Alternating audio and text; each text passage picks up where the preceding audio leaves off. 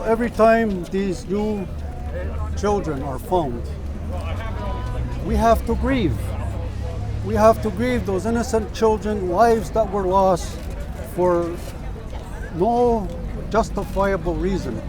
There's a lot of atrocities that were done, and we have to ourselves begin to understand it, try to heal from it, and as we begin to move forward, we will see then about how reconciliation will be when we remind the foreign governments and all the settlers that are here in sacred treaty agreement with us, whether or not they're going to adhere to the law of the land, which said this is how we would coexist in peace, friendship, and respect.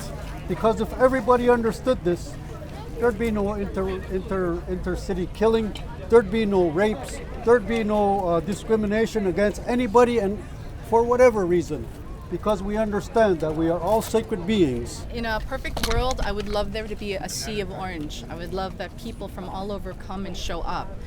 I would love that everyone that is non-Indigenous to kind of push the government to make some kind of change, to demand change, to ask them to open the records so we know who's buried in these mass graves. I would ask that they push the government to actually follow through on the promises that he made for the TRCs.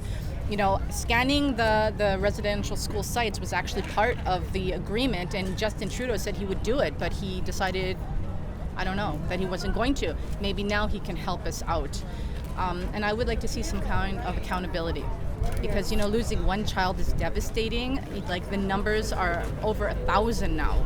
That is like a whole generation lost, and those are families that have been in mourning for years. So there's a lot of work that needs to be done. The purpose of today is, we have a sacred fire, we have Kevin Deere, we have elders that are here to come and give some really words of wisdom, words of comfort, so that we can all sort of get grounded again and move forward. But the message for the non-Indigenous people that are here are to please help us to get justice for these children.